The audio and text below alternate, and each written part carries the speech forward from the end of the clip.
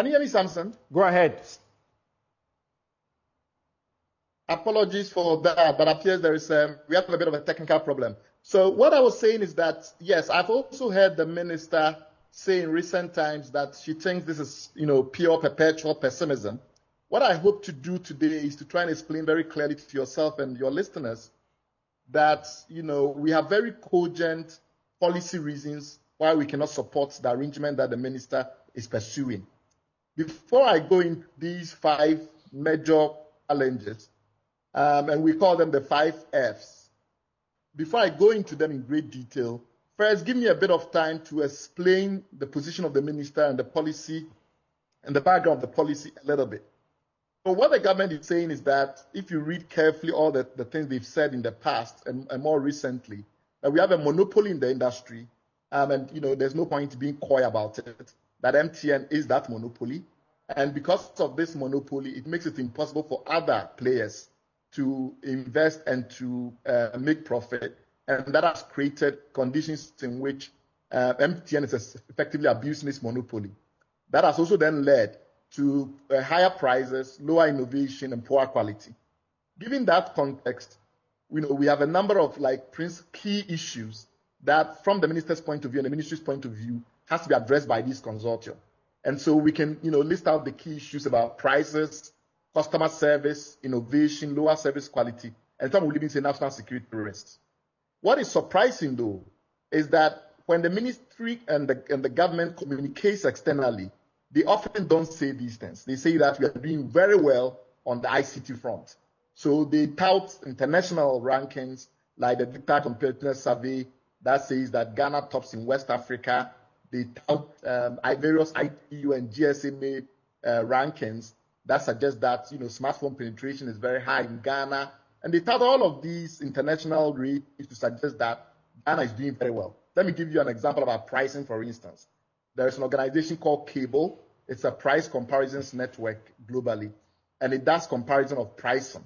And you will see, for instance, that in their 2023 rating, Ghana was 3rd in Africa in terms of countries that have the lowest prices for mobile data or mobile internet, and it was 33 in the world.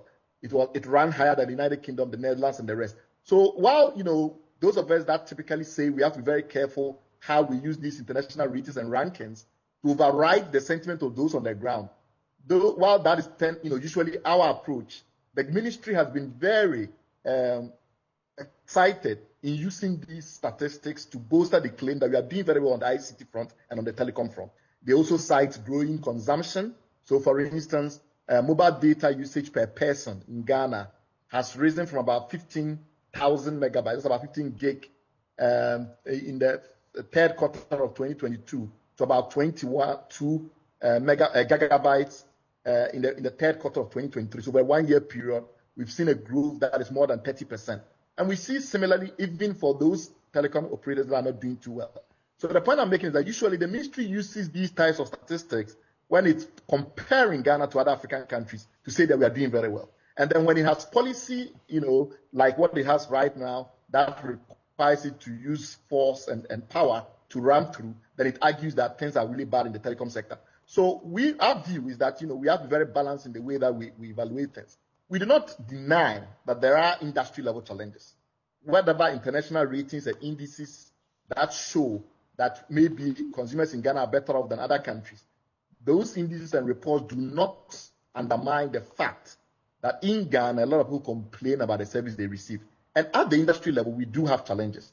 We have a situation where actually mobile data penetration has been falling, albeit slowly, from about 77% in the 3rd quarter of 2022 to just above 70% in the 3rd quarter of 2023. This is NCA data. That may be, it may be due to the current economic crisis that we are facing. But the fact of the matter is that there is a decline. We also don't deny that MTN is really dominant in the sector. In the mobile data segment, for instance, the mobile internet space, MTN is almost 80% of penetration. So it is indeed dominant. We don't also deny that a lot of companies have come in trying to do business in the mobile broadband space to deliver internet to our homes.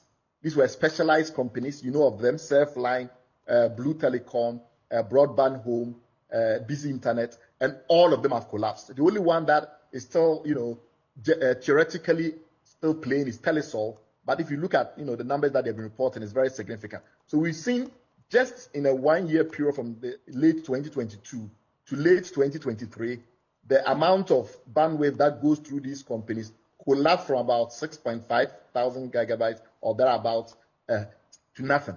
So it's a very significant challenge that we face, that all these companies are simply going broke. What could be the problem? And the government, of course, says that the reason why we are seeing massive challenges in subscription, both in the mobile and the fixed data space. And we have to be very careful that we distinguish between the two. So there is the internet and the voice calls you're able to make on your phone, which we call mobile or cellular. And then there is the phone calls and things you can make from a landline or the internet that will come to your home through a cable or a fiber. They are not the same kind of technology, and sometimes we separate them to analyze. So I've just shown you the data for mobile internet. On the screen now, you see the data for fixed broadband and fixed voice telecommunications. And also, so we see that both in fixed broadband and in the mobile telecom segment, we've had some challenges with subscription of late. There is also the truth, though, that often when we say that MTN is a monopoly, and we focus therefore on the cellular space, we don't consider the fact that Vodafone, now Telecel, is also a monopoly in the fixed space. So essentially, when you look at the fixed, your landline services at Joy FM, when you look at the internet that comes into Joy FM, right now, for broadband, wireless, and for fixed voice telephony in Ghana, Vodafone's domination is higher than even MTN's domination in mobile and cellular. The reason why we don't complain about it is that Vodafone has been striving to make money, notwithstanding its monopoly. So it tells you that monopoly is not always the only reason why a company may be doing very well or a company may be making profits, whereas everybody else is failing. So that's an important point for us to bear in mind, that we have other monopolies in the telecom sector that are not necessarily doing so well because of other factors. And maybe those factors should be looked into more closely than assume that it's all about monopoly. Other background issue that I also thought was important, because it's come up several times, is the ministry's claim that we have only 15% 4G penetration. That data is simply not true, because the NCA, which is its own specialized regulatory agency, tells us that the penetration rate for 4G is almost 30%. And this is as far back as January 2023. So if we use the usual trends in mobile internet that we've seen, I showed you earlier on in the previous graph, we may well be around 40% access to 4G telecommunication. But that is purely on account of the handsets, right? So your handset has to be enabled for you to receive the 4G. If you buy a handset that has no capability to receive 4G, you won't get 4G. So if you ask MTN, they will say that they already have 99.3% of all their cell sites able to deliver 4G. It's just that they don't have enough customers, or rather they don't have all their customers with their handsets that can benefit from that 4G. The ministry may decide not to accept that fact, but nobody has controverted it at the NCA level. We may have to take it for the truth. But let's say, despite all that I've said to you, the fact that the monopoly is not only on MTN side in the mobile and the cellular space, but also we have some monopoly in the fixed space, the fact that 4G is already gone, penetrated all the cell sites, despite what the ministry claims, the fact that what the ministry's claims about 15% penetration is not true. Let's forget all about them and just assume that what has been said is correct, and that is that the MTN monopoly is the source of all the problems that we are facing. Then the question then arises, which is exactly the question that you asked me, is the proposed solution truly viable? And I think that is where we should focus our energy. So accepting that MTN is this monster that is trampling the nation, etc., does not stop us from then beginning to scrutinize the actual solution that the minister has proposed.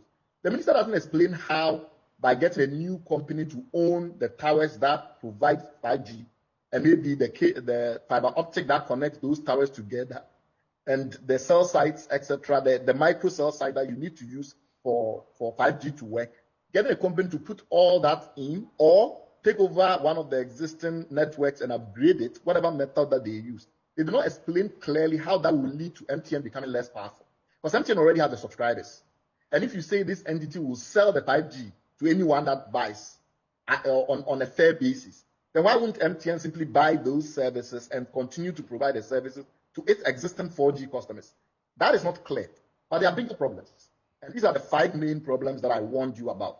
The first problem is that the minister claimed there are big international companies, Tech Mahindra, Nokia, Microsoft, Radisys, which is the company that is affiliated with Geo Reliance, one of the world's largest 5G operators in India.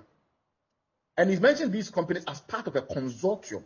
Normally, if you say a consortium, like you rightly pointed out, Samson, you mean that there is a special purpose vehicle in which all the companies have an interest. And that's why you're saying it's a consortium. But when we actually look at the creation details of this entity called NextGen Infraco, which is represented as a consortium, we don't see a consortium. These are the current owners of NextGen Infraco, the shareholders. Integrated Legal Consultants is a law firm in Ghana that is run by someone called Olusula Ogundimu. And then we have KNet, but KNet has only 5%, bear that in mind. And then we have Ascend Digital, about which we have a lot to say. Critically, Ascend Digital and Integrated Legal Consultants own almost 95% of the company. But even more fascinatingly, they filed for only one beneficial owner, and that beneficial owner is Olusula Ogundimu. So by law, and you are the lawyer, if the beneficial owner of the company is Olusula Ogundimu, who is a private legal practitioner and runs a law firm called Integrated Legal Consultants, we cannot in good faith say that we have a consortium represented by a special purpose vehicle that has 7 international companies as members. That is not viable. We also know that, yes, KNet is a very respected, long-standing company in this country. It's been running this stuff for years. Even though it's not a major telco infrastructure provider, it does have some sites in Liberia, in Ghana, where it does provide some rural telecommunication service and the like of it. But the truth is that KNet is also saddled in similar issues around monopoly, imposed monopoly by the ministry.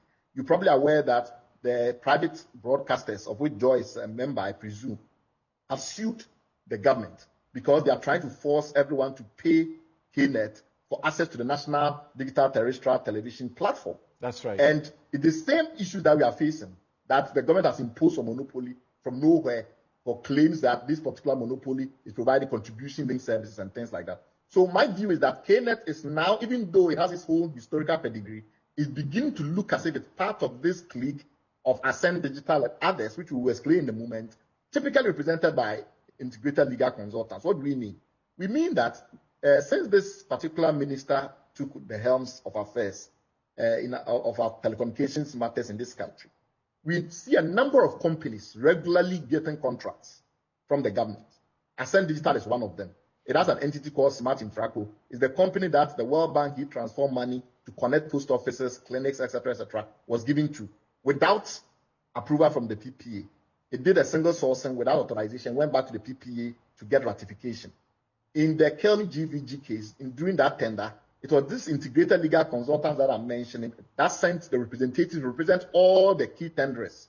So essentially, you have a tender and you have competing tenderers. And yet still, the representative of those tenderers came from a law firm called Integrated Legal Consultants. And that same company, that's in the case of the Kelly matter, that same company is also represented in Ascend Digital Matters.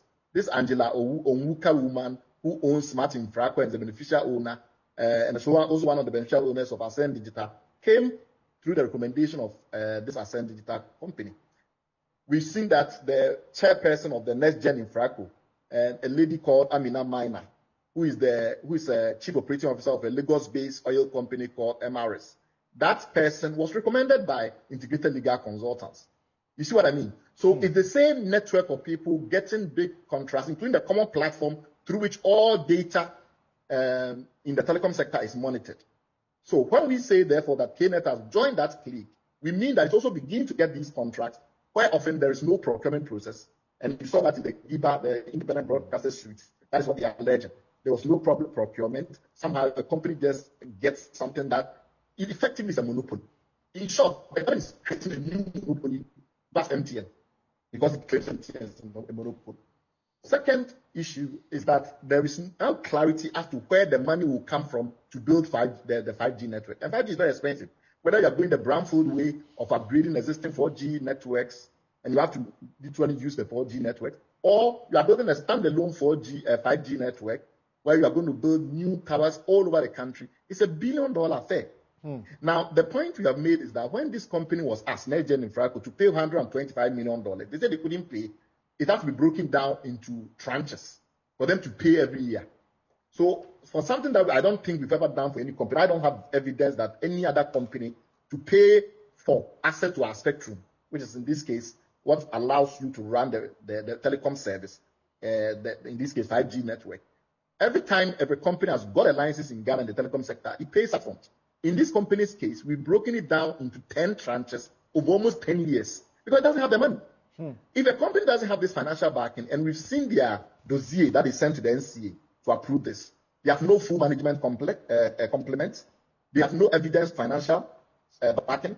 There are a lot of things we could say about this on air. I don't have the time, I won't say it. But the key principle is that they don't have the money, $1 billion rollout. And we know that because in other places where telcos with much bigger heft, Ireland, Bangladesh, look at the number of subscribers in Bangladesh, and companies like Robi and the money they've struggled to roll out 5G due to the cost. 5G sometimes require almost 10 times more antenna and base station facilities, including the so-called microsites, than you need for 4G. In some instances, sometimes it requires more power, depending on how you roll it, and you definitely need fiber to connect to the different cell sites, which is really expensive and takes a lot of time, including all the right of way to get the fiber to connect the different cell sites. So for all those reasons, you need huge amounts of money. And with people struggling around the world to finance this, it makes it very difficult to suggest that a company with no financial track record, with no clear management, with only a skeleton staff would do this. The third issue we have is that, now that they've been given an exclusive license, they are the only ones who will be allowed to do 5G in this country for the next 10 years. Remember that MTN was trying to get a license. It was not given to it since 2021. So you stopped the pilots, even though they have already spent money to upgrade some of its cell sites. We know that there are companies like Huawei who have done deals with Bui Power using EU LTE. And in other countries, they've upgraded that EU LTE, which is a 4G technology, to 5G for smart mines and things like that. So that was the direction that Huawei was going in this country. We know there are other companies deploying fiber that they think could then support some of the MIMO sites to create new MIMO sites and use that to deploy 5G. All those investments are now started because what the government is saying is that they don't allow anybody else to upgrade their network to deliver 5G in this country for 10 years because of a company that has very limited pedigree and track record. The also part of the matter is also that this claim that we need a company to manage the infrastructure that is not a telco, that presupposes that we don't have such companies in the country already. We do. We have companies like Helios Towers and American Towers Corporation that manages this infrastructure. They will provide wholesale. They don't sell to consumers. So if you really wanted to upgrade that model so that companies like Helios and ATC and the rest will now have laws that require fair access, reasonable pricing, and all the things that you want the NextGen Infraco entity to do, you could simply have gone ahead and said it. That, you those companies that are operating towers and things like that, we don't want the telcos controlling you through crony contracts anymore.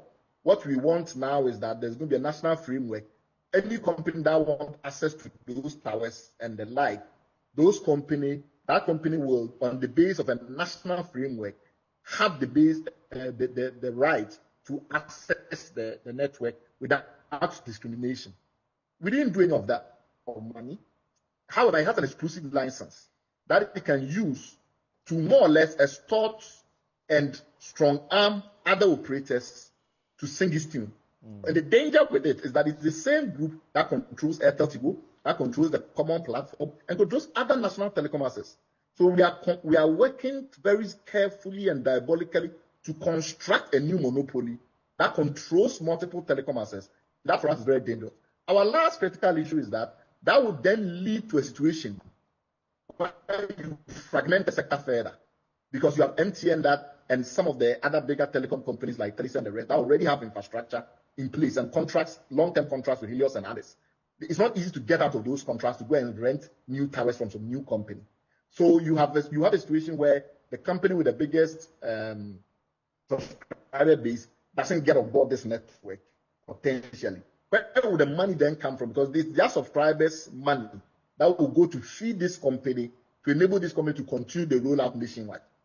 our argument is that when you take all of that into account, you come to the conclusion that this will lead to worse outcomes for consumers. Where do we have examples of similar things that have tried this model? And the GSA have documented the outcome very carefully. Kenya, Russia, Rwanda, Mexico, South Africa, all of them are abandoning it midstream because it's too complicated, very difficult. The companies have existing contracts, they have their own infrastructure in some cases. It's just so hard to impose that all of them are banned apart from Rwanda. Rwanda went all the way through from 2017, then 2022, Rwanda backed out because it didn't make sense. And after Rwanda backed out, things are moving on well, nothing has changed. They've just improved their governance of the existing competition laws and the competition framework to make sure that no company can abuse any standing it has. Because, for instance, if you have cell towers more than everyone else, in the Philippines, for instance, the National Open Access Policy requires you to rent it out if some other company wants to use it because of co-location rules. So there's no real reason why we can't use similar things like that. There are a lot of frameworks around the world where countries use national open access framework, which are laws, and do not build a whole new company to do it. And the countries that have tried, like Rwanda, have backed up.